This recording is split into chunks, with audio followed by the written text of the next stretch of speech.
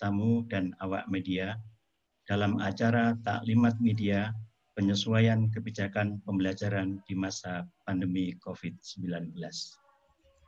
Yang sama-sama kita hormati dan kita muliakan Bapak Profesor Dr. Muhadjir Effendi, Menteri Koordinator Bidang Pembangunan Manusia dan Kebudayaan, selaku Wakil Ketua Komite Penanganan COVID-19 dan Pemulihan Ekonomi Nasional.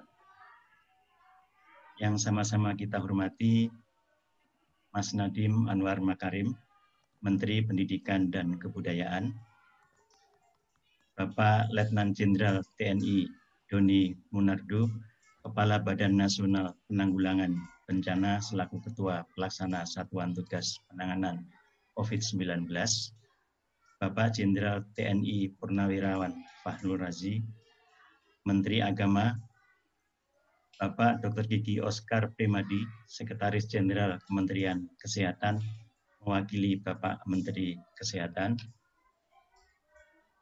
Bapak Dr. Insinyur Muhammad Hudori, Sekretaris Jenderal Kementerian Dalam Negeri, mewakili Bapak Menteri Dalam Negeri, dan juga para Bapak Ibu pejabat eselon 1 dan 2 dan hadirin yang kami muliakan. Bapak Ibu yang saya hormati, kondisi pandemi yang terjadi saat ini memaksa kegiatan pembelajaran pada satuan pendidikan dilakukan secara jarak jauh.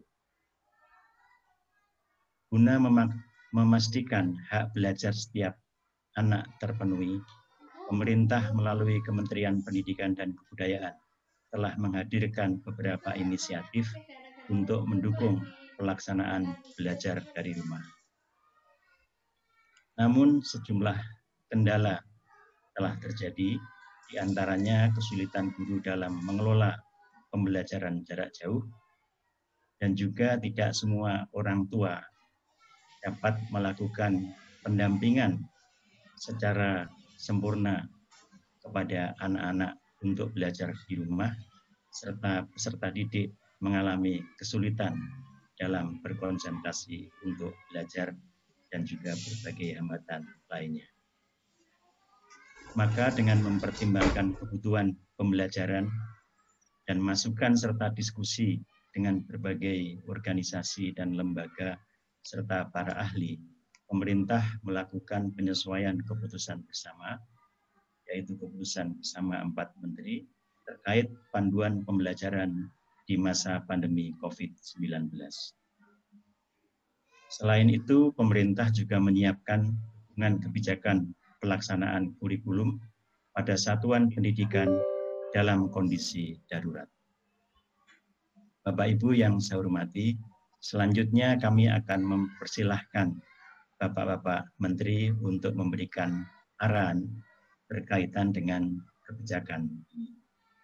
Untuk yang pertama, kami mohon perkenan Bapak Menteri Koordinator Bidang Pembangunan Manusia dan Kebudayaan selaku Wakil Ketua Komite Penanganan COVID-19 dan Pemulihan Ekonomi Nasional, Bapak Profesor Muhadjir Effendi, untuk menyampaikan arahan.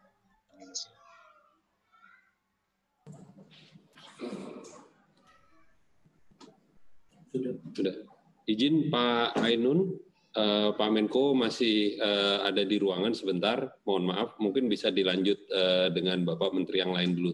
Terima kasih, Pak. Oh, baik. Baik, Bapak Ibu yang saya hormati, karena Bapak Menko masih ada di ruang lain, maka kami persilahkan untuk selanjutnya lebih dulu menyampaikan paparannya atau menyampaikan arahannya Bapak Doni Munardo selaku Kepala BNPB dan Ketua Satgas Nasional untuk menyampaikan arahannya. Kami persilakan. Terima kasih Bapak Sekjen. Assalamualaikum warahmatullahi wabarakatuh. Selamat sore dan salam sejahtera untuk kita semuanya. Bapak Ibu sekalian, pada kesempatan ini izinkan kami menjelaskan dan melaporkan tentang rencana memulai kegiatan sekolah pada zona selain hijau. Yang dipilih adalah zona kuning. Sebagaimana yang telah kami laporkan pada Bapak Presiden, bahwa kita melihat Indonesia tidak bisa pada satu sisi. Karena Indonesia memiliki rentang luas yang sangat panjang. Dari Sabang sampai Merauke, lebih dari 5.000 km. Dari utara, dari Miangas ke sampai Pulau Rute, itu 2.000 meter. Ada lebih dari 17.000 pulau. 514 kabupaten kota. Nah, ternyata, Bapak Ibu sekalian, setelah memasuki bulan kelima, maka kita bisa melihat tidak semua wilayah nasional kita memiliki risiko yang sama.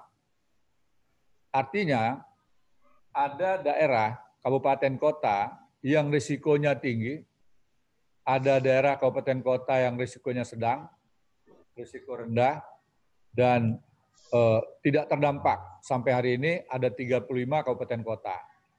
Sedangkan terdapat 51 kabupaten kota yang tidak ada kasus baru, angka kematiannya selama 1 bulan 0, dan angka sembuhnya telah mencapai 100%. Nah, untuk daerah yang zona hijau, tidak ada kasus baru dan tidak terdampak, ini sudah dimulai kegiatan belajar mengajar tatap muka secara langsung. Tetapi menurut penjelasan dari Kementerian Pendidikan dan Kebudayaan pada waktu sebelumnya, maka kita bisa melihat tidak semua daerah yang telah diberikan kesempatan untuk memulai kegiatan belajar tatap muka itu mau melakukannya. Dan ini sudah menjadi kebijakan dari pemerintah pusat bahwa kesempatan diberikan pada daerah zona hijau, namun keputusan untuk melakukan kegiatan belajar tatap muka kembali kepada pengelola sekolah, yaitu para guru, yang mana nanti dibimbing oleh Kepala Dinas Pendidikan dan Kebudayaan yang ada di daerah. Termasuk partisipasi dari para orang tua. Sehingga ketika sekolah ini dimulai, maka segala risiko yang mungkin akan terjadi telah diperhitungkan. Artinya harus seminimal mungkin adanya risiko. Sehingga setiap sekolah yang memulai kegiatan diawali dengan prakondisi. Juga dilakukan simulasi-simulasi, termasuk kebutuhan-kebutuhan alat pendukung untuk mengurangi risiko, termasuk sosialisasi tentang penggunaan masker, jaga jarak, tersedianya alat hand sanitizer, cuci tangan, tersedia sabun, dan seluruh alat pendukung lainnya untuk bisa mengurangi risiko. Kemudian kalau kita lihat peta hari ini, per tanggal 2 Agustus, maka ada 163 zona kuning yang kiranya nanti ini akan bisa dilakukan kegiatan belajar tatap muka. Tetapi sesuai dengan kebijakan dari Kementerian Pendidikan dan Kebudayaan, Bapak Menteri mungkin nanti akan bisa menjelaskan secara detail, polanya hampir sama dengan zona hijau. Artinya keputusan untuk memulai sekolah atau belajar tatap muka juga dikembalikan kepada daerah, para bupati, para wali kota, dan juga gubernur. Karena para pejabat itulah yang paling tahu situasi di daerah masing-masing. Di luar hal ini, beberapa daerah telah mencoba melakukan kegiatan belajar tatap muka dalam hal prakondisi dan juga simulasi. Kita sudah melihat daerah-daerah yang memulai ternyata tidak mudah juga. ada sekelompok orang tua murid yang ternyata juga belum mengizinkan anaknya untuk mengikuti kegiatan belajar tatap muka. Walaupun sebagian dari orang tua murid mengharapkan kegiatan belajar tatap muka ini bisa berlangsung dengan baik.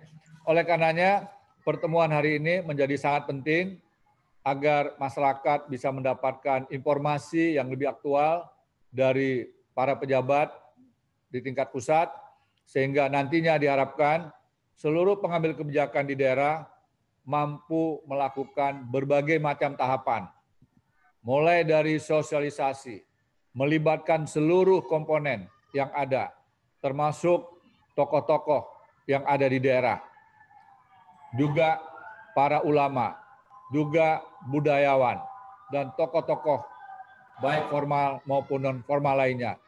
Sehingga program-program yang diberikan kepada daerah untuk dimulai itu betul-betul bisa efektif.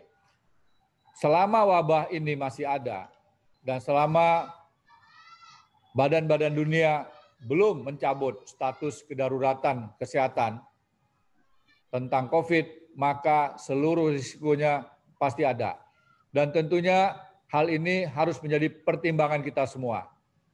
Memilih tetap mengikuti pelajaran dengan metode virtual juga punya masalah, memulai kegiatan juga dengan metode tatap muka juga punya masalah. Oleh karenanya, kedua persoalan ini harus mampu kita carikan solusi terbaik, sehingga anak-anak kita harus aman dalam mengikuti kegiatan, tetapi juga anak-anak kita tetap mendapatkan kesempatan untuk mengikuti pelajaran. Termasuk juga sejumlah orang tua yang menyampaikan kepada kami bagaimana sulitnya mengurus anak yang mereka juga bekerja sehari-hari dan juga kebetulan mungkin putra-putrinya lebih dari 1-2 orang sehingga mengalami persoalan-persoalan yang juga tidak mudah. Oleh karenanya, Bapak Ibu sekalian, dalam kondisi seperti sekarang ini, kita tidak perlu saling menyalahkan. Apapun kebijakan yang kita lakukan, pasti akan ada risikonya. Ini adalah status darurat kebencanaan di bidang kesehatan, dan semua masalah terjadi di seluruh bagian di dunia. Tidak ada negara satupun yang betul-betul terbebas dari masalah COVID ini. Oleh karenanya, kesempatan ini juga merupakan peluang bagi kita semua untuk bekerja sama, untuk bertukar pikiran, untuk saling mengisi dan melengkapi, sehingga seluruh persoalan yang ada di tiap-tiap daerah bisa kita temukan solusi terbaik. Pendidikan penting, tetapi kesehatan bagi anak-anak juga sangat penting. Kita harus bisa menjamin semuanya anak-anak selamat, tetapi juga tetap mendapatkan pengetahuan dan pelajaran dengan wajar, dengan baik, sehingga seluruh harapan dari masyarakat dapat terpenuhi. Demikian, terima kasih. Wassalamualaikum warahmatullahi wabarakatuh. Waalaikumsalam warahmatullahi wabarakatuh. Waalaikumsalam warahmatullahi wabarakatuh. Terima kasih Bapak Lejen Doni Munardo, Kepala BNPB selaku Ketua Satgas Nasional yang telah memberikan arahan dan paparannya. Selanjutnya kami sampaikan selamat datang kepada yang sama-sama kita hormati Bapak Profesor Dr. Muhadjir Effendi, Bapak Menko Bidang Pembangunan Manusia dan Kebudayaan, dan selanjutnya pula kami mohon perkenan Bapak Menko untuk menyampaikan arahan berkaitan dengan kebijakan mengenai pembelajaran di era COVID-19. Kami persilahkan. Assalamualaikum warahmatullahi wabarakatuh. Selamat sore. Salam sejahtera untuk kita semua. Om Swastiastu, Namo Buddhaya, salam kebajikan.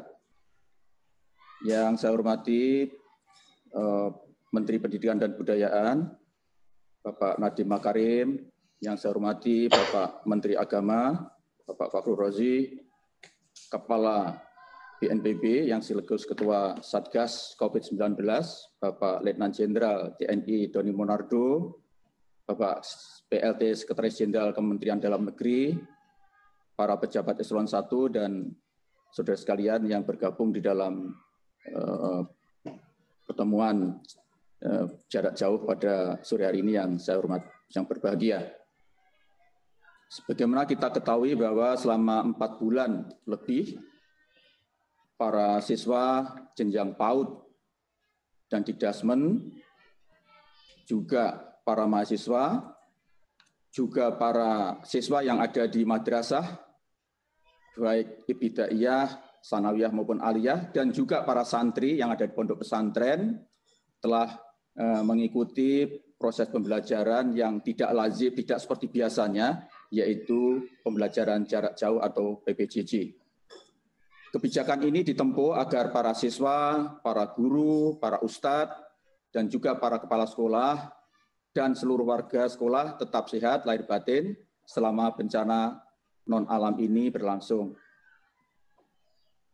Pemerintah dalam hal ini Kementerian Pendidikan dan Kebudayaan dan juga Kementerian Agama, Kementerian Dalam Negeri, dan kementerian terkait, juga pemerintah daerah, baik pada tingkat provinsi, pemerintah kabupaten kota, kemudian para kepala sekolah, guru, ustadz, dan juga orang tua telah berupaya untuk melaksanakan kegiatan belajar jarak jauh melalui jaringan yang sehingga dapat dilaksanakan agar siswa tetap bisa mendapatkan pengamalan belajar yang bermakna dan diharapkan bisa meminimalisir risiko kekurangan kesempatan untuk mendapatkan pengalaman belajar.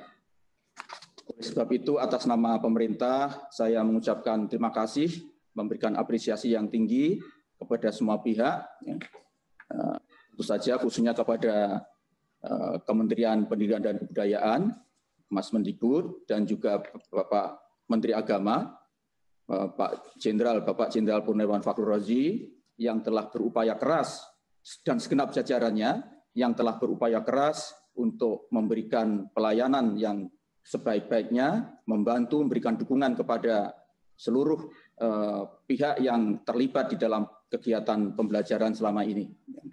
Tentu banyak kekurangan dan itu harus bisa dimaklumi karena bagaimanapun kita tidak mungkin melaksanakan dengan sempurna ketika kita berada dalam suasana kedaruratan ini.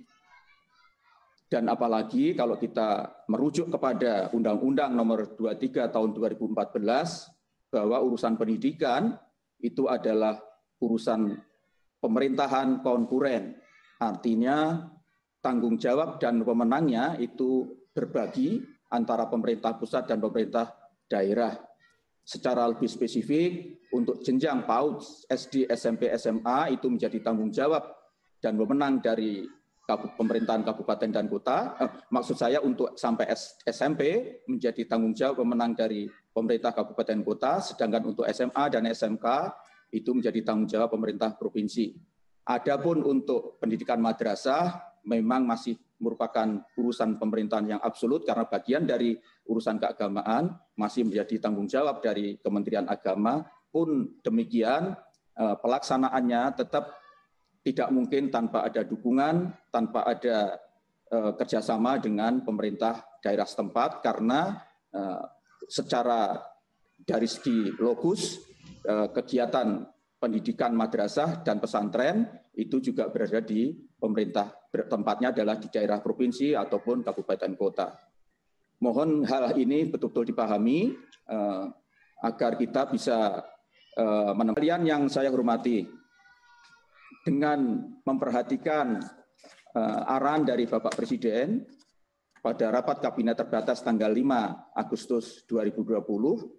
Beliau memberikan arahan agar ada pelonggaran atau relaksasi di dalam kegiatan proses belajar mengajar untuk para siswa dengan banyak pertimbangan. Saya kira kita semua sudah maklum, banyak sekali hal yang harus dibenahi, terutama berkaitan dengan keluhan baik itu keluhan dari peserta didik, orang tua, dan juga pihak-pihak yang terkait sehubungan dengan diberlakukannya belajar dari rumah, sementara para guru juga mengajarnya dari rumah. Mestinya guru-guru ini tidak mengajar dari rumah, tapi mengajarnya dari sekolah, sementara siswanya mestinya belajar dari rumah. Karena itu Bapak Presiden memberikan arahan agar mulai dibuka proses kegiatan belajar mengajar di sekolah dengan pertimbangan-pertimbangan tertentu. Akan tetapi saya ingatkan, seperti yang disampaikan oleh Bapak Presiden, ketika kita berani mengambil risiko untuk melaksanakan kegiatan belajar langsung di sekolah ini, di madrasah ini, maka kita juga harus super hati-hati meningkatkan kewaspadaan setinggi mungkin agar keselamatan dari para siswa, keselamatan para guru, dan juga pihak-pihak yang terkait betul-betul terjamin. Dan hendaknya segera direspon secepat mungkin apabila ada kejadian-kejadian yang tidak dikehendaki, tidak seperti yang diharapkan. Itu saya menyampaikan apa yang telah diamanahkan oleh Bapak Presiden kepada kita semua. Karena itu saya mengapresiasi atas inisiatif dari Kemendikbud dan juga Kementerian Agama untuk segera menindaklanjuti apa yang telah menjadi arahan dari Bapak Presiden.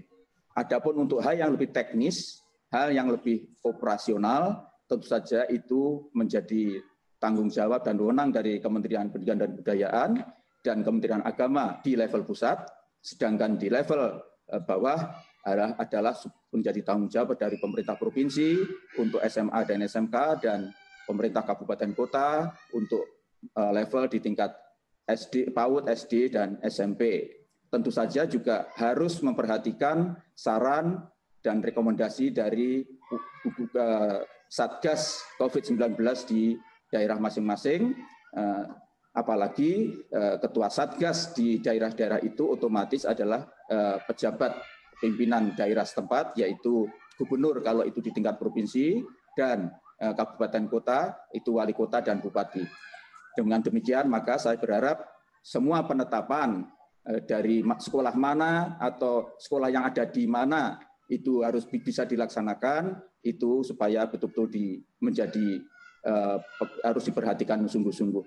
Tetapi kita sadari betul bahwa kita tidak mungkin terus ketakutan dengan dihantui oleh COVID-19 ini tanpa berani keluar untuk menghadapi dengan segala persiapan dan dengan penuh kehati-hatian, tapi tanpa itu kita tidak mungkin bisa segera memasuki suasana yang wajar seperti sedia kala. Demikian yang bisa saya sampaikan sebagai arahan dari saya. Mudah-mudahan semua yang kita lakukan ini betul-betul mendapatkan ridho, petunjuk dari Tuhan Yang Maha Kuasa. Hanya kepada Tuhan Yang Maha Kuasa lah kita bersandar, karena Tuhanlah yang Maha pembuat senario. Sebaik-baik manusia membuat senario, pada akhirnya skenario Tuhanlah yang lebih menentukan. Demikian, Assalamualaikum warahmatullahi wabarakatuh. Selamat sore.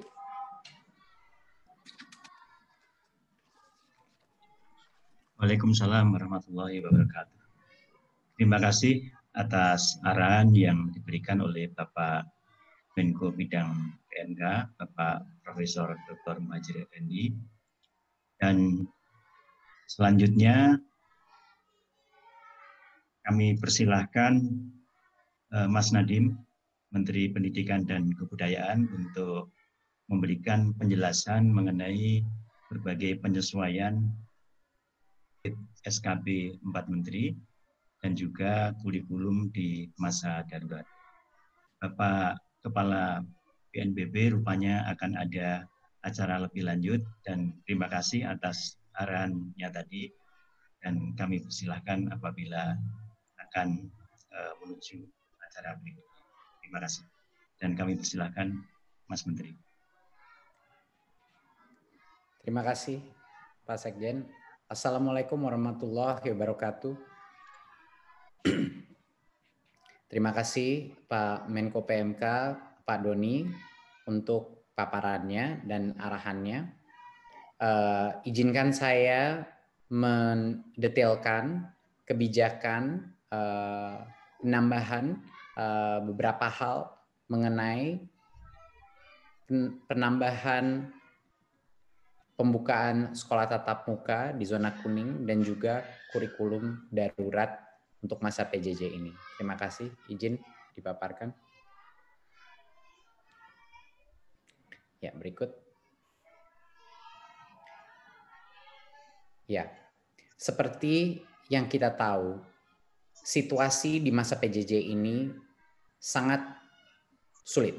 Begitu banyak tantangan yang dihadapi. Kita banyak sekali guru yang kesulitan mengelola PJJ dan banyak yang juga terbeban dengan harus melakukan penuntasan kurikulum. Pembelajaran waktu juga pun sulit sekali bagi guru-guru memenuhi beban jam mengajar. Dan komunikasi dengan orang tua dengan berbagai macam alasan itu menjadi tantangan yang sangat berat bagi guru-guru kita. Orang tua pun tidak mudah mengikuti dan mendampingi anak belajar. Banyak yang punya pekerjaan lainnya, banyak juga yang masih harus beradaptasi terhadap anak-anaknya melakukan pembelajaran di rumah. Dan untuk memotivasi anak itu juga banyak yang mengalami kesulitan dan juga memahami pembelajaran dan kurikulum yang bisa dibilang bagi orang tua yang mungkin belum pernah melihat lumayan rumit. Dan bagi siswa, banyak sekali siswa mengalami kesulitan konsentrasi dan merasa berat sekali beban karena banyak sekali penugasan dari guru guna untuk menuntaskan seluruh kurikulumnya dan juga peningkatan rasa stres dan jenuh. Ya.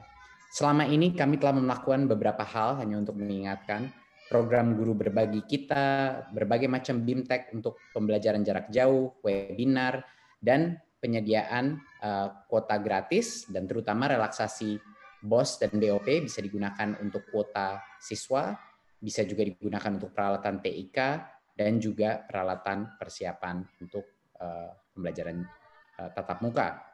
Tentunya kami juga merespon banyak sekali kritik mengenai berbagai macam daerah yang tidak punya akses ke internet. Berarti kami meluncurkan belajar dari rumah di TVRI, dari radio juga di RRI, dan tentunya mengoptimalkan rumah belajar platform pendidikan online Kemendikbud beserta dengan berbagai macam mitra-mitra lainnya. Berikut. Satu poin yang sangat penting untuk dimengerti bahwa dari semua riset yang telah dilakukan di situasi-situasi bencana lainnya, di mana sekolah itu tidak bisa melakukan pembelajaran tatap muka, bahwa efek daripada melakukan pembelajaran jarak jauh secara berkepanjangan itu bagi siswa adalah efek yang bisa sangat negatif dan permanen. Ada 3 dampak utama. Satu adalah ancaman putus sekolah. Ada berbagai macam anak yang akhirnya terpaksa bekerja dan karena memang kondisi sekolah PJJ tidak optimal dengan koneksi dan internet, akhirnya mereka putus sekolah. Dan juga kemungkinan beberapa persepsi orang tua juga berubah mengenai peran sekolah dalam proses pembelajaran yang tidak optimal, sehingga ancaman putus sekolah ini sesuatu yang real dan bisa berdampak seumur hidup bagi anak-anak kita. Kedua adalah penurunan capaian pelajar. Kita sudah tahu bahwa PJJ itu tidak optimal dari sisi pencapaian pelajar. Dan kesenjangan kualitas antara yang punya akses ke teknologi dan yang tidak itu menjadi semakin besar. Dan kita beresiko mempunyai generasi dengan learning loss generation, di mana akan ada dampak permanen terhadap generasi kita, terutama bagi yang lebih muda, jenjang-jenjang lebih muda. Dan tentunya banyak sekali keluar riset mengenai peningkatan kekerasan pada anak dan resiko psikososial, ya, dengan stres di dalam rumah, tidak bisa keluar, tidak bertemu temannya dan lain-lain. Jadi dampak psikologis, dampak masa depan anak-anak kita untuk melakukan PJJ secara berkepanjangan ini real. Berikut. Itulah alasannya kenapa kita harus punya 2 prinsip kebijakan pendidikan di masa pandemi COVID-19, di mana 4 kementerian ini sepakat bahwa ada prinsip kesehatan dan keselamatan yang harus kita prioritaskan senantiasa. Tapi juga ada prinsip kedua, yaitu apa yang terbaik untuk anak-anak kita dan masa depan generasi penerus bangsa kita juga harus menjadi pertimbangan. Karena efek daripada bagi yang tidak bisa melakukan pembelajaran jarak jauh juga sangat negatif dan sangat permanen bagi anak-anak generasi kita. Jadinya tidak boleh kebijakan pemerintah itu dimensional, hanya satu dimensi saja, tapi juga harus mementingkan apa yang terbaik untuk masa depan anak kita juga. Berikut. Untuk mengantisipasi semua konsekuensi negatif ini, kami beserta 3 kementerian lainnya mengimplementasikan perluasan. Yang pertama adalah ada 2 hal. Pertama adalah perluasan pembelajaran tatap muka untuk yang zona kuning. Dan yang kedua adalah meluncurkan kurikulum darurat untuk memberikan fleksibilitas bagi semua peserta didik dan guru, penyederhanaan dan bantuan spesifik untuk bisa mengerjakan dan mengoptimalkan PJJ. Berikut. Mari kita masuk sekarang kepada perluasan pembelajaran tatap muka untuk zona kuning. Yang tadinya hanya zona hijau, sekarang ke zona kuning. Nah, artinya ada sekitar 43% daripada peserta didik kita di dalam zona hijau dan kuning. Dan banyak sekali mayoritas daripada daerah tertinggal dan terluar di Indonesia ada di zona hijau dan kuning. Untuk itu kita akan merevisi SKB untuk memperbolehkan, ya, itu kata kuncinya, memperbolehkan, bukan memaksakan, memperbolehkan pembelajaran tatap muka dengan mengikuti protokol kesehatan yang ketat. Dan semua data mengenai zonasi kuning, hijau, dan lain itu berdasarkan data satuan tugas Satgas Nasional COVID-19. Jadinya ini yang menentukan dan mengkategorikan itu semua dari gugus tugas, bukan di Kemendikbud. Tapi kita merancu kepada standar kesehatan dan monitoring program COVID yang ada di gugus tugas. Ya.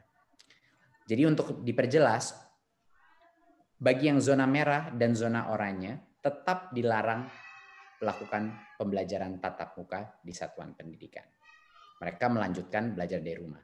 Tapi untuk zona hijau dan kuning diperbolehkan, bukan dimandatkan, bukan dipaksakan, tapi diperbolehkan kalau berkenan untuk melakukan pembelajaran tatap muka, tapi tentunya dengan protokol-protokol yang akan saya diskusikan berikutnya. Berikut. Ya. Walaupun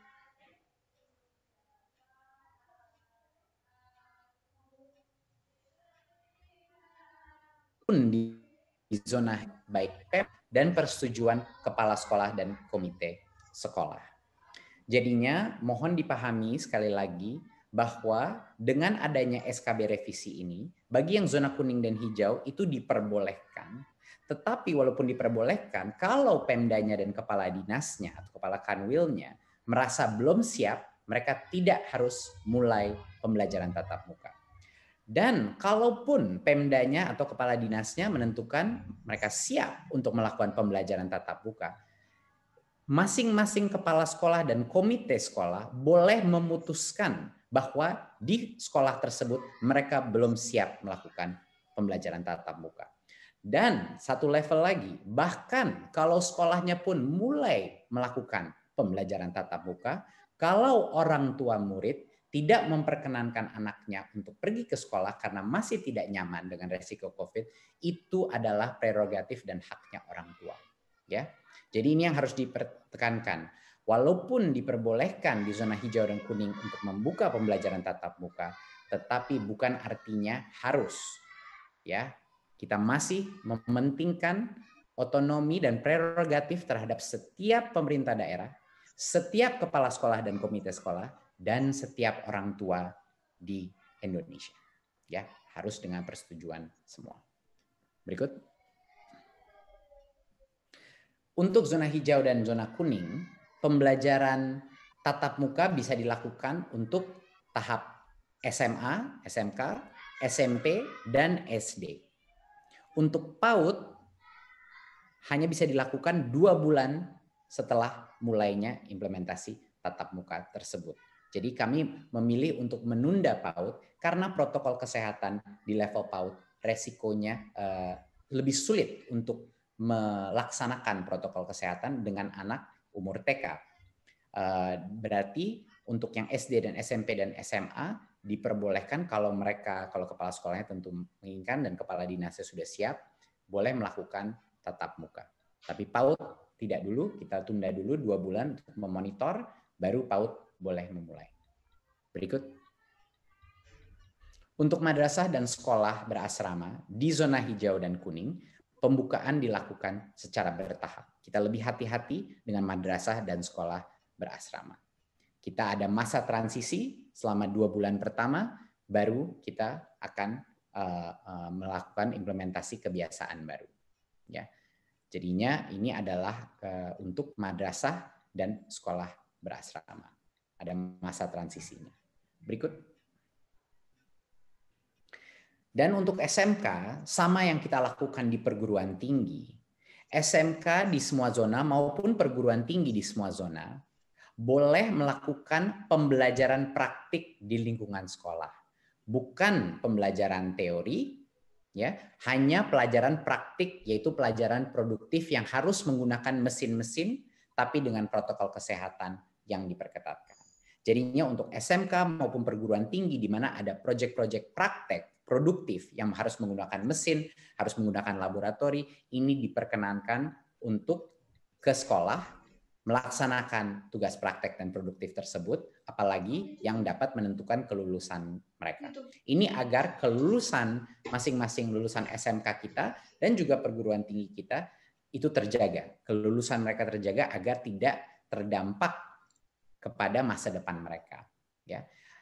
Semua pembelajaran teori dan pembelajaran mata pelajaran yang bersifat teori masih harus dilakukan dengan pembelajaran jarak jauh.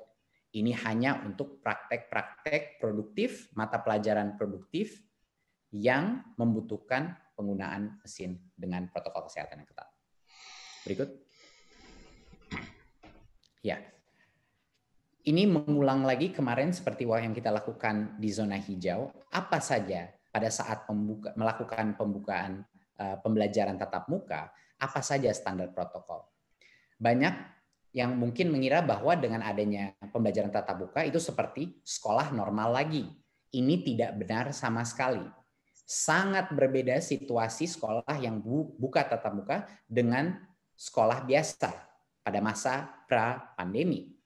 Contohnya, untuk pendidikan dasar dan menengah, semua kelas harus maksimal 18 peserta didik di dalam kelas, yang biasanya sampai 36. Jadi kapasitasnya itu maksimal 50% untuk semua pendidikan dasar dan menengah. Dengan jarak minimal 1,5 meter dari satu bangku ke bangku yang lainnya.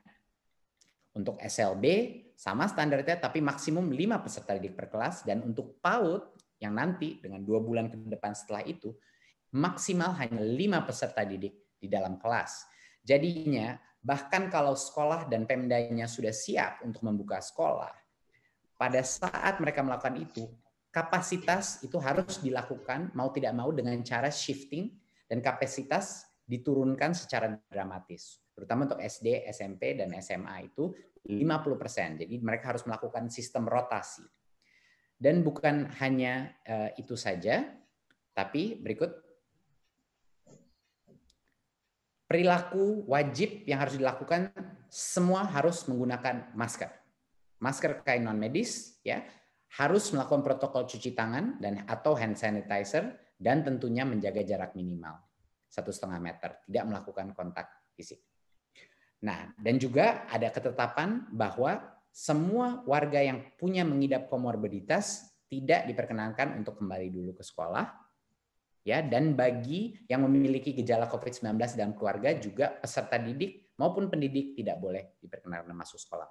Semua aktivitas yang pra-pandemi itu ada, misalnya berkumpul di kantin, melakukan kegiatan olahraga dan ekstrakurikuler, dan berbagai macam kegiatan lainnya tidak diperkenankan pada saat ini. Jadi walaupun melakukan pembelajaran tatap muka, tetapi tidak ada aktivitas-aktivitas sosialisasi, perkumpulan antara rombel tidak diperkenankan di dalam sekolah.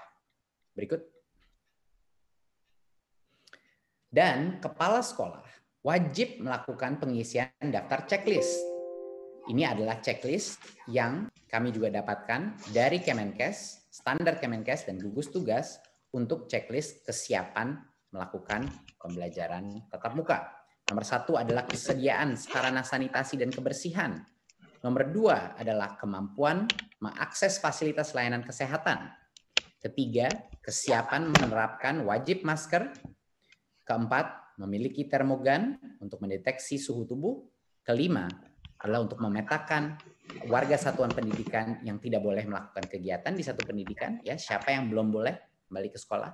Dan yang keenam adalah kesepakatan beserta komite satuan pendidikan, yaitu komite dengan orang tua, bahwa mereka akan melakukan pembelajaran tatap muka. Seperti yang jelas seperti ini standar Kementerian Kesehatan, kami menggunakan standar mereka. Jadi tidak begitu mudah, bahkan kalau untuk area yang ingin melakukan tatap muka, standarnya sangat ketat dan mereka harus memenuhi checklist ini dan harus dimonitor oleh Pemda untuk memastikan mereka melaksanakan checklist ini sebelum melakukan pembelajaran tatap muka. Berikut. Implementasi dan evaluasi pembelajaran tatap muka adalah tanggung jawabnya pemerintah daerah yang didukung oleh pemerintah pusat. Ini sangat penting bahwa semua elemen dinas pendidikan, kesehatan, beserta dengan kepala satuan pendidikan, para kepala sekolah, agar terus berkoordinasi dengan satuan tugas percepatan, dengan Satgas COVID-19 untuk memantau tingkat resiko COVID-19 daerah.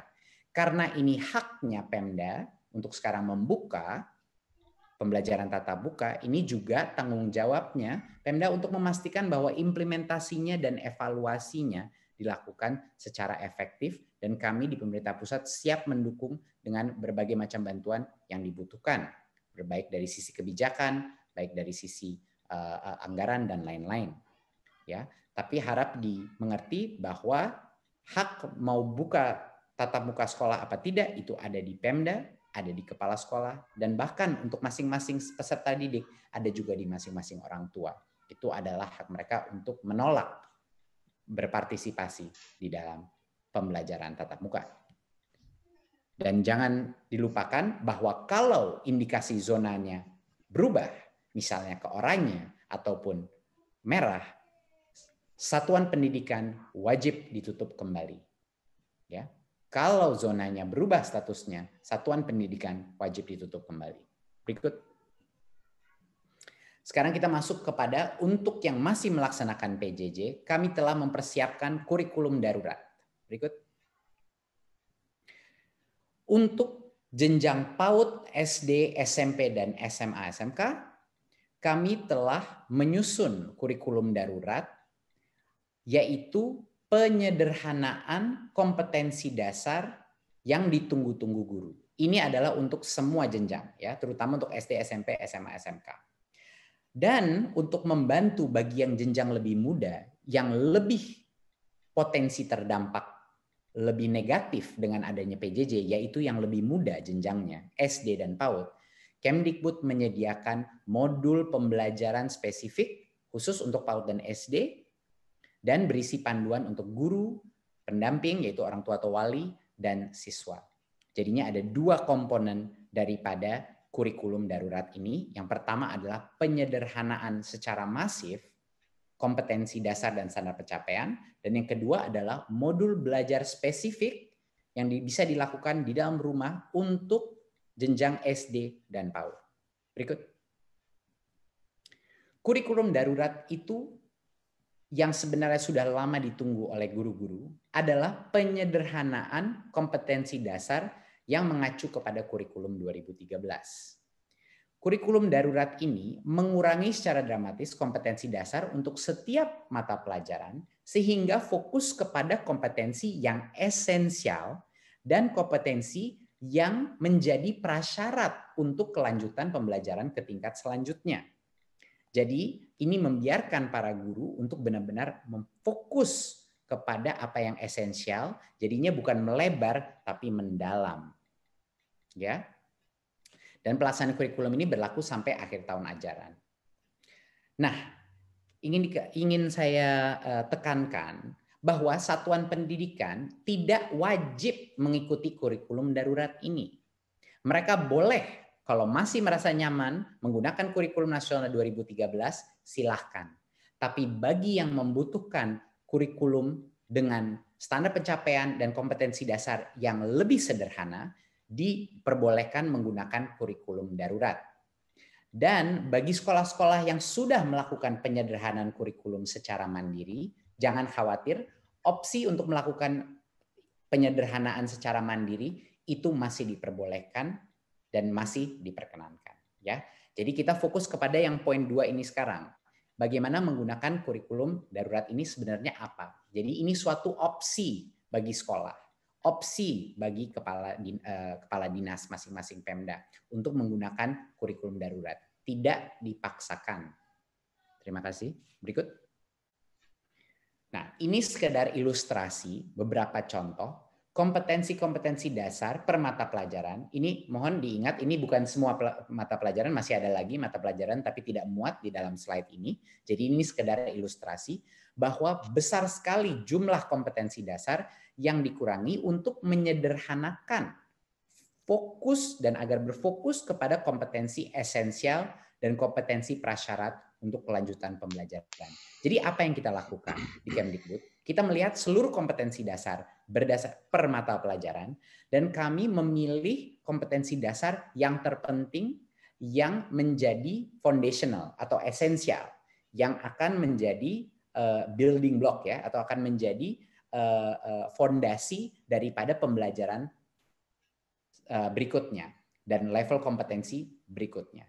Dan ini adalah juga kompetensi-kompetensi yang sangat penting untuk memenuhi prasyarat untuk maju ke tahap berikutnya. Jadinya ini bukannya kurikulum itu dijadikan kurikulum yang lebih tidak baik atau yang tidak terstandar, bukan.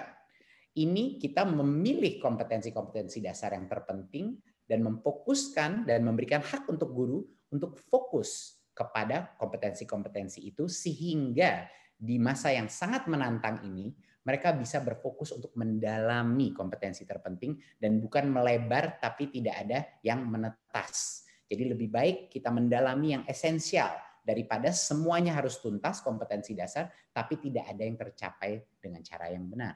Berikut. Dampaknya apa kurikulum darurat ini? Yang kami harapkan adalah bagi guru tersedianya acuan kurikulum yang sederhana. Saya terus berbicara dengan berbagai macam guru di daerah dan kepala sekolah di daerah dan mereka selalu menyebut bahwa mereka menginginkan penyederhanaan kurikulum sehingga mereka bisa diberikan kepercayaan diri untuk fokus kepada hal-hal yang esensial, hal-hal yang lebih menarik untuk siswa dan juga yang benar-benar kontekstual. Ya, jadi ini memberikan kesempatan bagi guru-guru untuk tidak fokus kemana-mana. Kalau semuanya harus jadi fokus, artinya tidak ada fokus. Jadi kita harus memilih dan kesejahteraan psikososial guru bisa meningkat. Siswa pun harapan kami adalah siswa tidak dibebani tuntutan untuk menuntaskan semua capaian kurikulum. Yang sampai ini komplain yang saya terima dari begitu banyak orang tua bahwa dikirimin PR anaknya selalu, apalagi kalau orang tua itu punya 3 anak di 3 jenjang yang berbeda, semuanya harus menyelesaikan tugas yang tidak ada selesai-selesainya. Gitu, dengan bimbingan yang minim, tapi juga ini adalah disebabkan dengan harus menuntaskan seluruh kurikulum dan guru-guru tidak diberikan kepercayaan diri untuk memilih kompetensi pencapaian yang lebih esensial. Dan tentunya psikososial siswa harapan kami akan meningkat dan ini akan menyederhanakan kehidupan mereka. Dan bagi orang tua pun sama, untuk mempermudah pendampingan pembelajaran di rumah dan juga menenteramkan situasi atau kondisi yang sangat sulit ini di rumah tangganya. Ya. Berikut. Nah, poin kedua adalah untuk PAUD dan SD, kami di Kemdikbud mempersiapkan modul-modul spesifik yang bisa dijalankan oleh guru dan orang tua secara independen di rumah dalam masa kondisi PJJ ini. Modul belajar itu untuk PAUD fokus kepada bermain adalah belajar. Itu adalah tema kuncinya. Agar ini lebih meningkatkan psikososial, meningkatkan kesenangan berbelajar di rumah, dan menurunkan kebosanan yang sering terjadi sekarang bagi anak-anak PAUD kita. Dan proses pembelajaran ini dia dalam kegiatan sehari-hari yang kontekstual sehingga dia bisa berpartisipasi dengan kegiatan orang tuanya, ibunya, dan lain-lain. Dan untuk SD, modul ini berorientasi kepada kompetensi esensial yaitu literasi dan numerasi, pendidikan karakter, dan kecakapan hidup. Ya, ini menjadi area fokusnya yang dilakukan. Dan kompetensi dasar mencakup berbagai macam mata pelajaran. Berikut,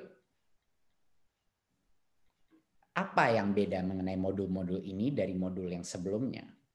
Yang beda adalah modul ini secara jelas memberikan pendampingan sangat spesifik untuk guru yang menjadi pembimbing aktivitas di rumah ini. Dan lebih penting lagi adalah modul pendamping orang tua. Ini memberikan instruksi jelas bagaimana orang tua bisa melakukan berbagai macam aktivitas ini secara detail dengan anaknya dan bagaimana caranya berinteraksi dengan guru dan lain-lain. Dan untuk siswa diberikan penjelasan dengan cara yang sangat mudah aktivitas apa saja yang bisa dilakukan siswa di dalam konteks rumahnya. Jadinya yang beda adalah ini konteksnya aktivitas yang bisa dilakukan di rumah. Dengan yang kedua adalah pendampingan orang tua, jelas dan spesifik apa perannya orang tua dan apa yang harus dilakukan orang tua. Dan juga interaksi bagi guru menjadi sangat mudah.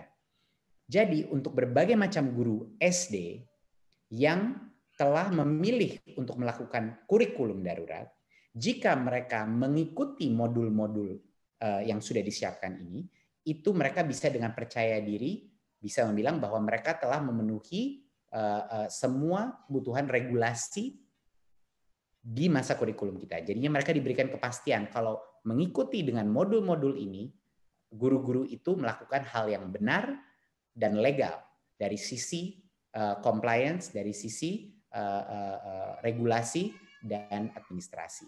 Berikut. Inilah satu contoh jadwal pembelajaran untuk siswa kelas 5, di mana kita secara spesifik kalau mengikuti kurikulum darurat ini bisa melakukan berbagai macam aktivitas dari Senin sampai dengan Jumat, cerita-cerita membaca, mengikuti alur cerita, melakukan berbagai macam materi yang dilakukan dengan ibunya, dengan ayahnya, dan maupun juga dengan kakak adiknya. Dan semua ini berfokus kepada berbagai macam literasi, tapi dengan mata pelajaran yang berbeda-beda, tematik. Dan tema-temanya setiap minggu dilakukan dengan satu tema yang unified atau tema yang bersatu, sehingga topik bacaannya dan topik aktivitasnya menyambung. Tentunya numerasi juga kita kembali kepada konsep-konsep numerasi yang fundamental, konsep yang esensial yang menjadi fondasi untuk pembelajaran jenjang berikutnya. Berikut. Tentunya kami juga menyiapkan paket assessment bagi para guru-guru yang menjalankan kurikulum darurat tersebut. Kenapa penting assessment? Karena guru-guru harus mengetahui di mana level anak-anak mereka pada saat ini, seberapa jauh ketertinggalan mereka di dalam standar pencapaian. Dan dari situlah guru-guru bisa melakukan segmentasi dan bisa memberikan bantuan khusus, bantuan dan waktu yang khusus untuk para orang tua dan murid yang lebih membutuhkan. Jadinya ini paketnya beserta dengan asesmen literasi dan numerasi untuk menjadikan bimbingan bagi guru untuk mulai di level mana modulnya dan juga siapa siswa yang paling membutuhkan bantuan dia. Berikut. Untuk mendukung kesuksesan ini di masa pembelajaran di masa pandemi COVID-19, pemerintah juga melakukan relaksasi peraturan untuk guru.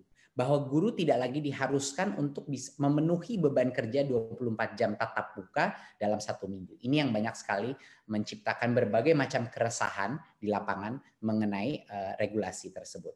Jadi guru dapat fokus untuk memberikan pelajaran interaktif tanpa harus mengejar pemenuhan jam. Dan ini akan memberikan fleksibilitas dalam waktu scheduling, ya, dalam berbagai macam interaksi melalui berbagai macam platform, dan juga memberikan fleksibilitas dalam bagaimana bisa melibatkan orang tua di dalam proses pembelajaran tersebut. Berikut. Untuk slide terakhir saya adalah penting sekali dimengerti bahwa proses ini yang begitu sulit di masa krisis ini harus dilakukan secara gotong royong.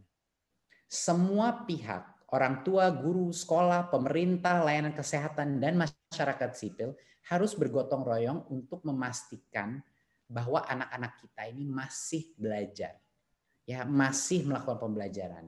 Tentunya tidak bisa 100% optimal, tapi ini membutuhkan benar-benar partisipasi masyarakat. Ini adalah yang terpenting dan terkunci. Kita butuh partisipasi orang tua, kita butuh partisipasi layanan kesehatan, dan berbagai macam masyarakat sipil untuk membantu memastikan bahwa anak-anak kita masih terus bisa belajar dengan sehat dan selamat. Terima kasih. Assalamualaikum warahmatullahi wabarakatuh.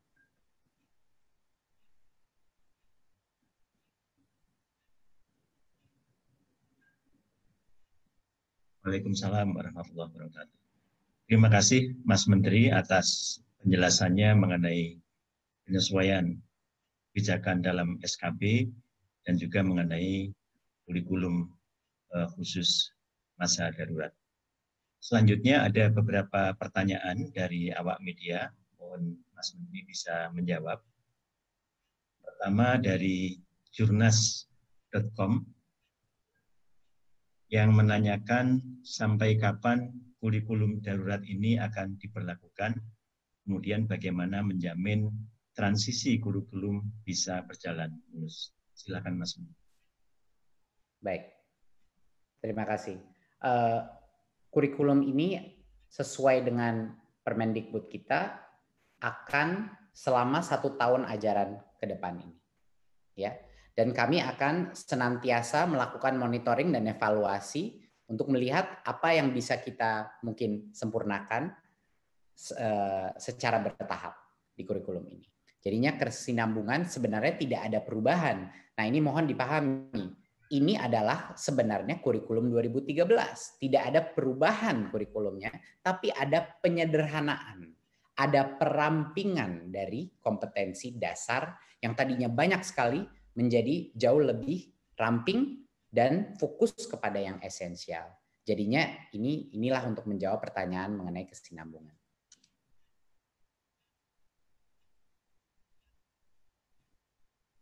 Nggak kedengeran Pak Ainun, di mute. Pertanyaan kedua dari Harian Waspada. Bagaimana bentuk sosialisasi dan pengawasan Kemendikbud terkait implementasi penyederhanaan kurikulum di masa pandemi ini? Karena masih ada guru yang terpaku pada penyelesaian kurikulum dan membebani siswa. Ya, inilah alasannya kenapa kita membutuhkan suatu ketentuan yang lebih kuat, yaitu dengan Permendikbud yang lebih formal. Sehingga ini bisa memberikan kepercayaan diri bagi semua kepala dinas dan semua guru dan semua kepala sekolah untuk melaksanakan kurikulum darurat ini. Jadi ya secara legal ini menjadi bagian daripada kurikulum formal kita, kurikulum nasional kita. Dan jangan lupa, ini bukan kurikulum yang dipaksakan, ini adalah kurikulum opsi, alternatif yang bisa dilakukan kalau kepala sekolah dan gurunya tidak ingin melakukan transisi kepada kurikulum yang sudah disederhanakan ini, itu juga tidak apa-apa. Ya, jadinya harapan kami dengan adanya Permendikbud ini, kita bisa menjawab berbagai macam keresahan guru mengenai legalitas untuk refocusing kepada yang paling esensial. Dari sisi sosialisasi, kami Kemendikbud akan melakukan berbagai macam, saat ini kami juga sudah telah berkoordinasi dengan berbagai macam kepala dinas. Tapi akan kami kuatkan komunikasi kita kepada kepala dinas mengenai apa saja modul-modul ini, distribusi dan diseminasi modul ini, sosialisasi akan menjadi fokus kita. Tapi pengendalian dan implementasi terhadap satu yang tadi pembukaan pembelajaran tatap muka itu harus dilaksanakan oleh Pemda. Dan untuk yang pelaksanaan kurikulum darurat ini, kami di Kemdikbud siap dan berkomit menjadi pembantu kepala dinas untuk menafsirkan dan menurunkan berbagai macam penjelasan mengenai cara penggunaannya. Selanjutnya masih ada satu pertanyaan lagi dari Sinar Harapan.net, yaitu mengenai dana BOS. Ada keluhan sekolah bahwa relaksasi dana BOS tidak mencukupi. Apa solusinya? Silakan Mas. Iya, kami juga banyak mendengar ada berbagai macam isu dengan ini. Tapi yang menurut saya banyak sekali juga masyarakat dan orang tua tidak mengetahui bahwa sebenarnya dana BOS itu bisa digunakan untuk bayar pulsanya murid-murid.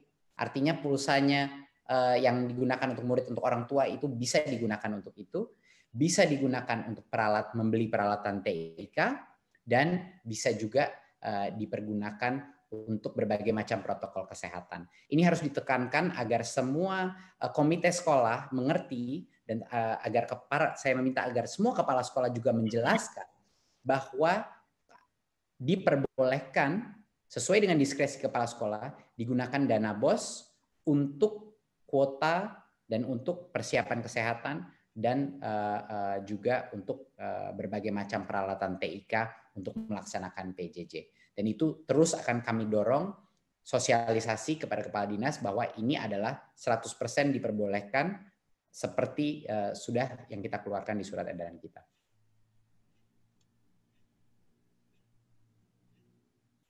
Terima kasih Mas Menteri atas jawabannya terhadap pertanyaan-pertanyaan yang disampaikan oleh media. Bapak Ibu yang saya hormati, selanjutnya kita akan mendengarkan arahan dan juga penjelasan dari Bapak Menteri Agama. Untuk itu kami persilahkan dan berkenan Bapak Fahrul Razi untuk menyampaikan arahannya.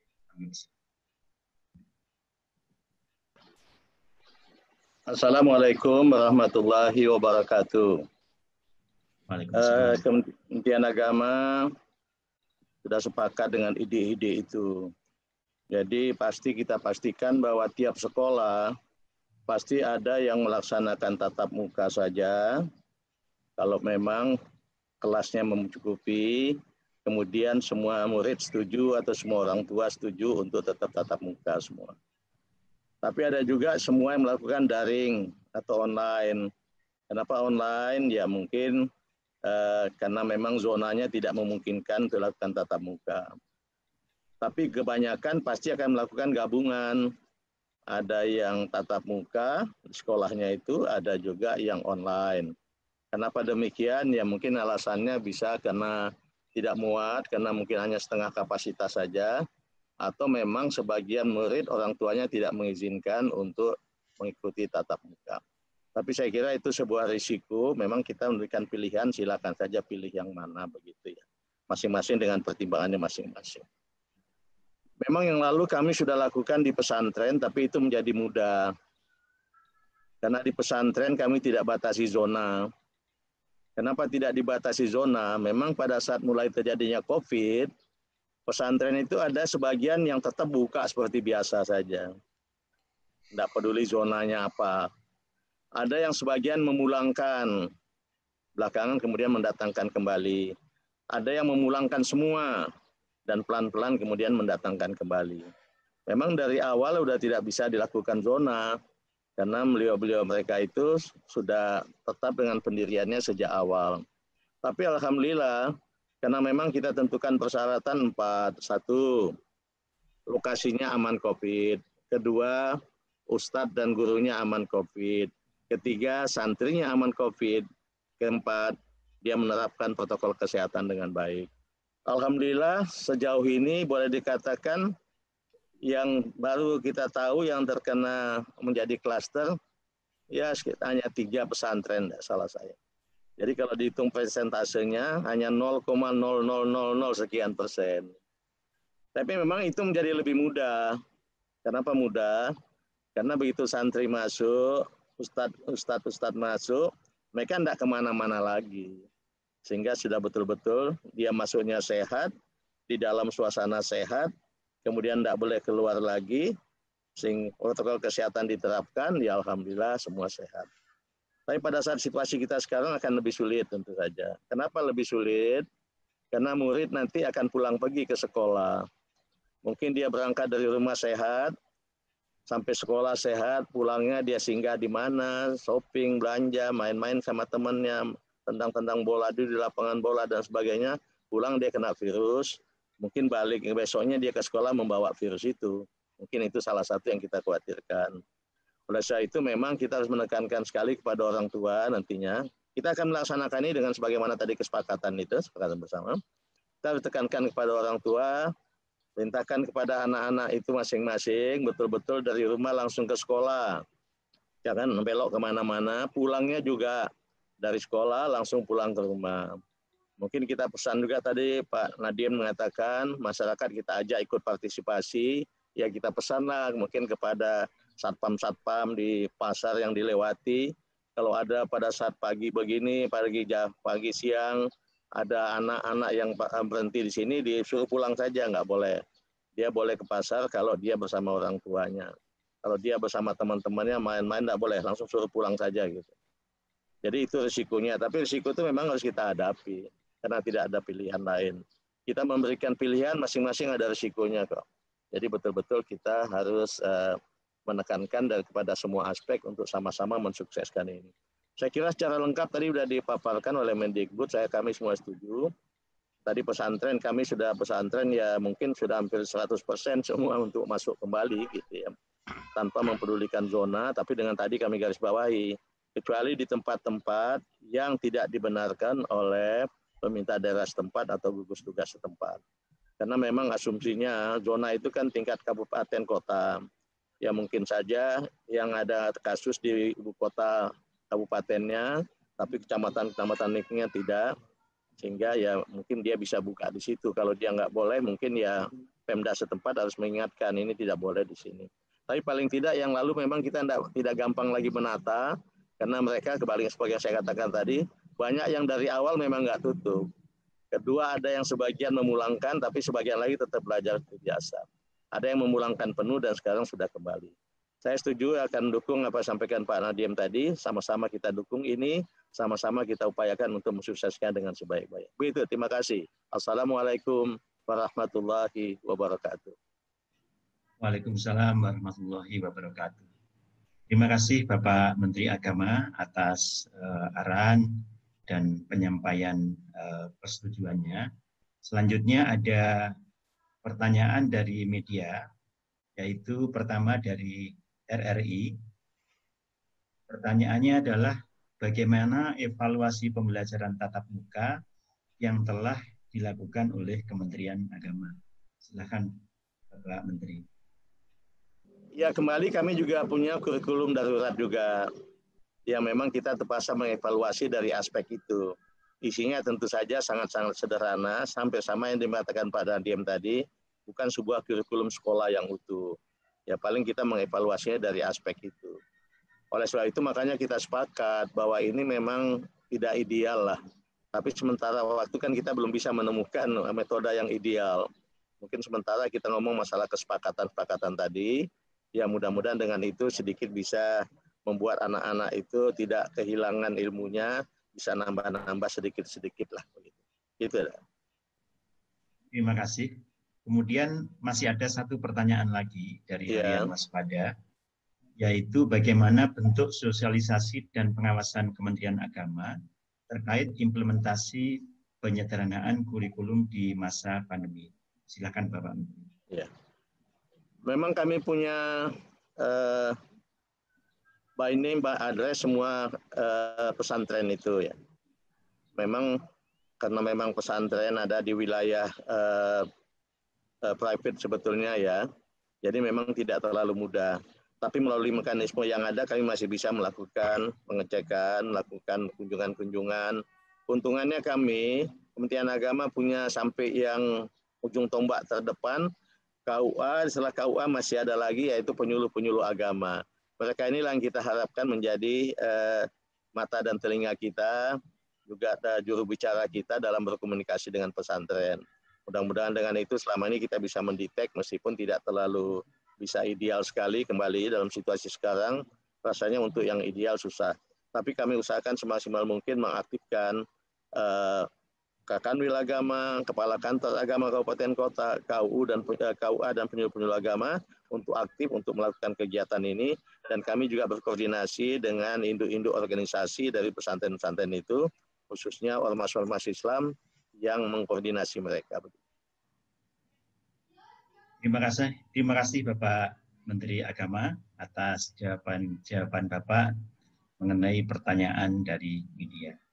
Bapak Ibu yang saya hormati, selanjutnya kita akan mengundang Bapak Sekjen Kementerian Kesehatan mewakili Bapak Menteri Kesehatan untuk menyampaikan arahan dan sambutannya mengenai penyesuaian SKB ini. Kami persilahkan Bapak Oscar Bimadi. Terima kasih Pak Sekjen, Pak Ainun. Bapak Ibu sekalian, pertama permohonan maaf Pak Menteri Kesehatan Pak Terawan, karena ada kegiatan yang tidak bisa ditinggalkan, maka kami izin untuk mewakili beliau dan izin untuk membacakan sambutan yang sudah disiapkan terkait dengan acara kita pada sore ini. Assalamualaikum warahmatullahi wabarakatuh.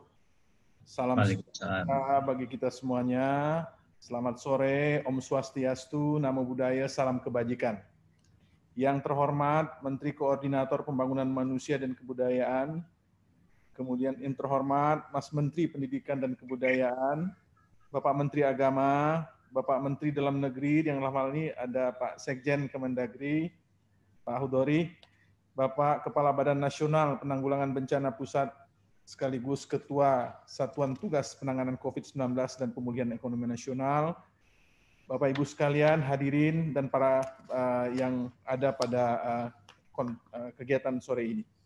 Pertama-tama tentunya marilah kita panjatkan puji syukur kehadirat Tuhan Yang Maha Esa, yang senantiasa melimpahkan rahmat karunia-Nya. Kita hadir pada acara pengumuman revisi surat keputusan bersama Menteri Pendidikan, Kebudayaan, Menteri Agama, Menteri Kesehatan, dan Menteri Dalam Negeri tentang panduan penyelenggaraan pembelajaran pada tahun ajaran dan tahun akademik baru tahun 2020-2021 ini di masa pandemi COVID-19 ini.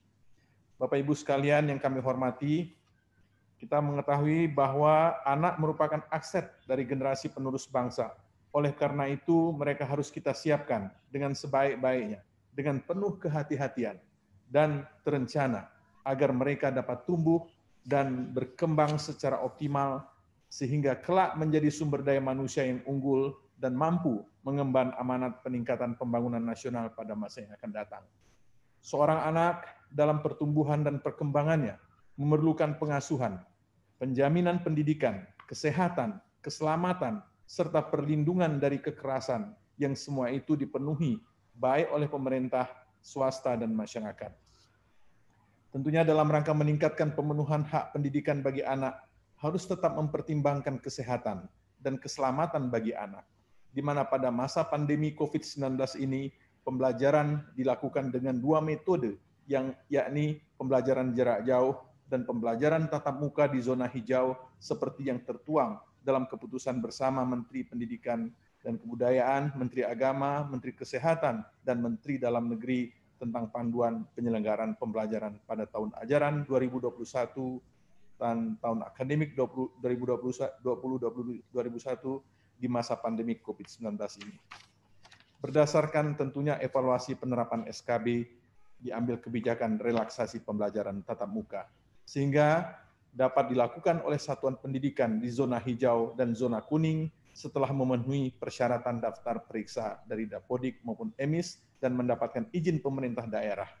Sementara untuk satuan pendidikan pada zona oranye dan merah tetap melakukan pembelajaran jarak jauh atau dari rumah. Apabila didapatkan kasus positif pada satuan pendidikan di wilayah zona hijau atau kuning, maka kegiatan pembelajaran tatap muka dihentikan dan dikembalikan kepada pembelajaran jarak jauh dari rumah. Bapak Ibu sekalian yang berbahagia, Kementerian Kesehatan sepenuhnya mendukung kebijakan relaksasi pembelajaran tatap muka di zona kuning dengan tetap mengedepankan kesehatan dan keselamatan anak.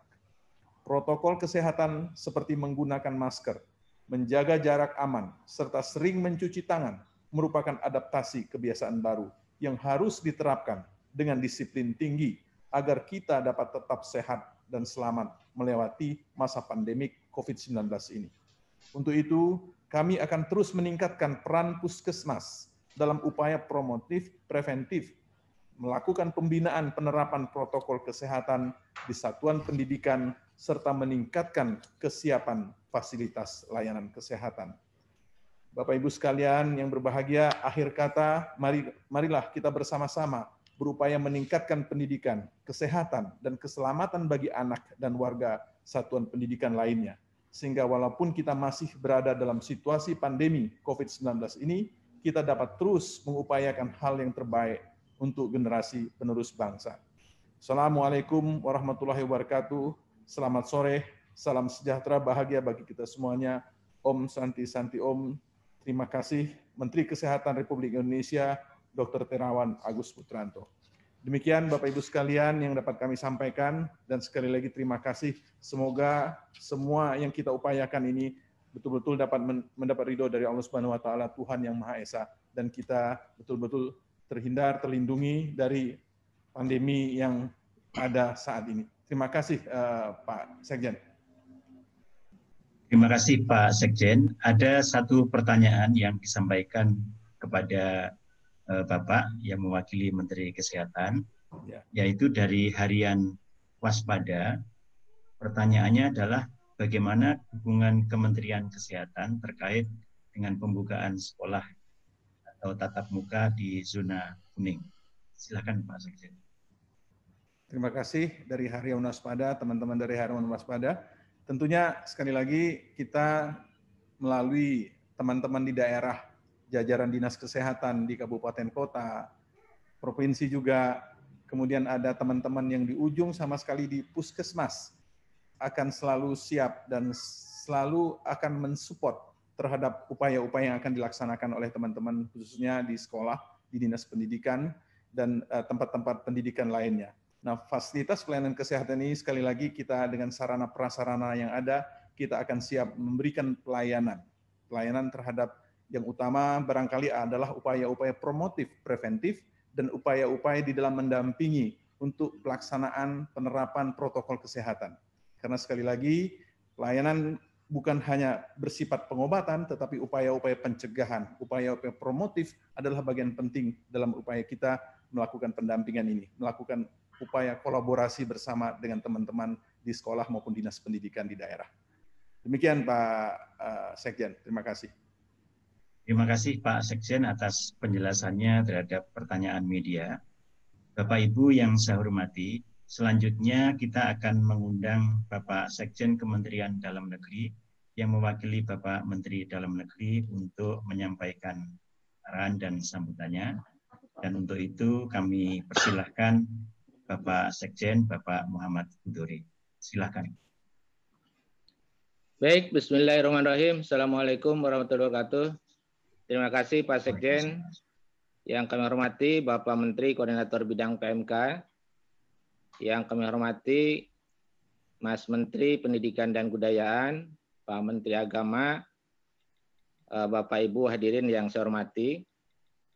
Terkait dengan penyusunan SKB, ini kami ada 4 hal yang ingin sampaikan, Pak. Yang pertama adalah dukungan Kementerian Dalam Negeri. Yang kedua, dukungan pemerintah daerah. Yang ketiga, menyangkut pembinaan dan pengawasan. Dan yang keempat, ini adalah harapan yang tentu saja dengan SKB ini. Baik, untuk mempersingkat waktu, kami akan menginjak kepada yang pertama, yaitu terkait dengan dukungan Kementerian Dalam Negeri terkait dengan SKB 4 Menteri ini. Terutama ini dukungan Kementerian Dalam Negeri. Ini saya kira slide-nya ada, slide yang ketiga mungkin.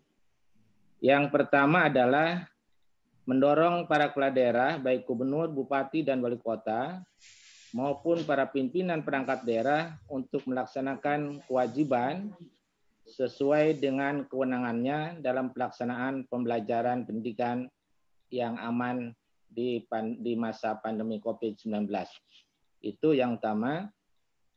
Yang kedua adalah memastikan adanya sinkronisasi pusat dan daerah, baik dari aspek perencanaan, implementasi kebijakan dan pengendalian, serta evaluasi pelaksanaan pembelajaran pendidikan yang aman di masa pandemi COVID-19. Yang ketiga, mendorong kepala daerah untuk menyediakan dukungan APBD dalam pelaksanaan pembelajaran pendidikan yang aman di masa pandemi COVID-19. Dan yang keempat adalah mendorong para kepala daerah untuk dapat bersinergi dan dapat mendukung Kementerian Agama dalam pelaksanaan pembelajaran pendidikan yang aman COVID-19 untuk mencapai pemenuhan layanan pendidikan bagi semua warga negara, termasuk anak usia pendidikan di daerah. Dukungan yang kedua yang perlu dilakukan oleh Pemda, ini ada beberapa hal. Yang pertama, bagi daerah dengan zona hijau dan kuning yang akan melaksanakan pembelajaran, ini tatap muka agar memastikan bahwa seluruh kepala satuan pendidikan mengisi daftar periksa dalam laman Dapodik untuk memenuhi kesiapan satuan pendidikan. Itu yang utama. Dan yang kedua, tidak diperbolehkan pembelajaran tatap muka di satuan pendidikan bagi satuan pendidikan yang belum memenuhi semua daftar periksa. Kemudian yang kedua, satuan pendidikan yang sudah memenuhi daftar periksa, namun kepala satuan pendidikan menyatakan belum siap.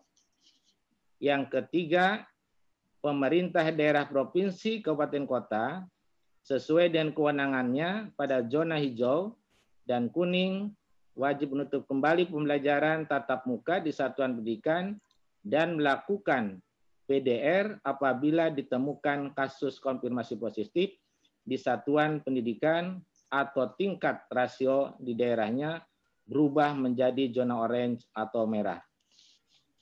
Yang keempat, gubernur dan bupati wali kota sesuai dengan kewenangannya agar dalam menjalankan kewajibannya untuk melaksanakan urusan wajib layanan dasar. Tadi saya kira sudah disampaikan oleh Pak Menko bahwa sekali lagi pendidikan merupakan urusan layanan dasar. Ini sesuai dengan peraturan pemerintah nomor 2 tahun 2018 tentang SPM, di mana di masa pandemi COVID-19 itu tetap berpedoman kepada SKB 4 Menteri.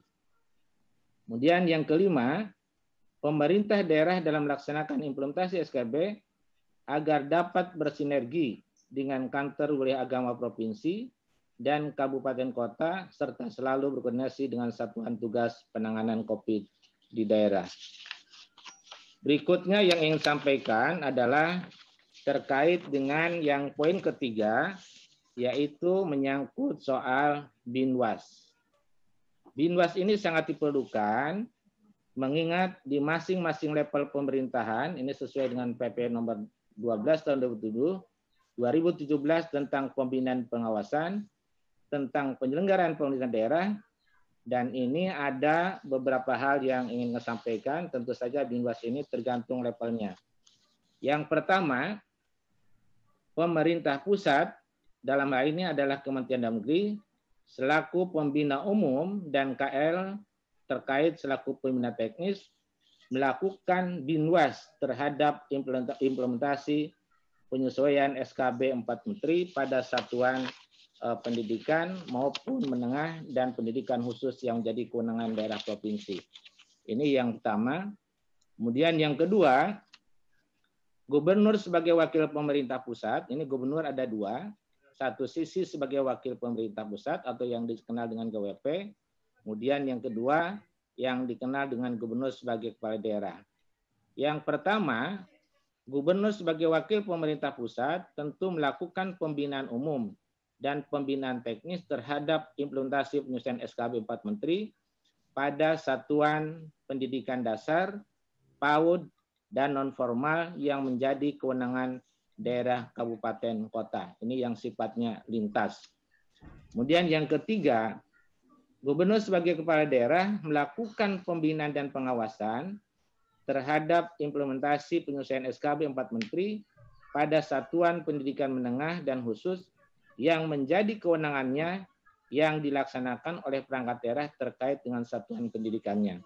Dan yang keempat, bupati wali kota melakukan pembinaan dan pengawasan terhadap implementasi penyelesaian SKB 4 Menteri pada satuan pendidikan dasar, PAUD, dan non-formal yang menjadi kewenangannya yang dilaksanakan oleh perangkat daerah terkait dengan satuan pendidikan.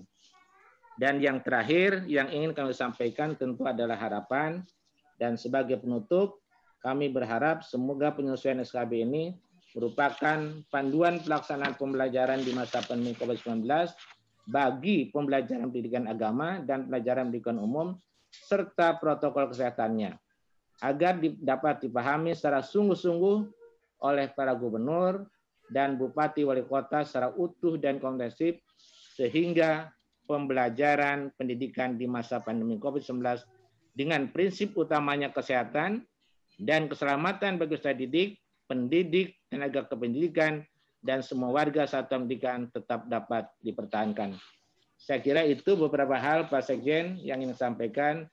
Kurang lebihnya kami mohon maaf. Terima kasih. Assalamualaikum warahmatullahi wabarakatuh. Waalaikumsalam warahmatullahi wabarakatuh. Terima kasih Bapak Sekjen yang telah mewakili Bapak Menteri Dalam Negeri menyampaikan arahnya mengenai penyesuaian terhadap SKB dan juga tentang pembukaan sekolah dengan pendekatan tatap muka. Mohon perkenan Bapak, ada 2 pertanyaan dari awak media. Pertama dari Sinar Harapan Net. Bagaimana kerjasama Kementerian Dalam Negeri dengan Kementerian Pendidikan dan Kebudayaan untuk mendorong Pemda mengalokasikan dananya untuk memecahkan persoalan pembelajaran di masa pandemi. Silakan Pak Sekjen. Baik, terima kasih Pak Sekjen.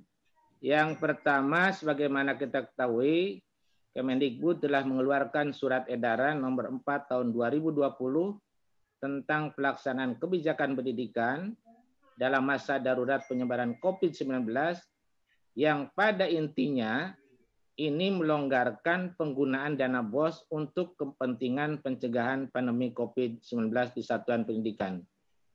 Kemudian saya kira ini juga lebih dipertegas lagi dengan adanya Permendikbud nomor 8 tahun 2020 tentang juknis BOS reguler, di mana lebih tekankan lagi bahwa dana BOS ini dapat digunakan untuk pengadaan barang sesuai dengan kebutuhan sekolah, termasuk membiayai keperluan dalam pencegahan COVID-19 seperti pembelian hand sanitizer, masker, alat kebersihan, kebutuhan untuk pelajaran jarak jauh.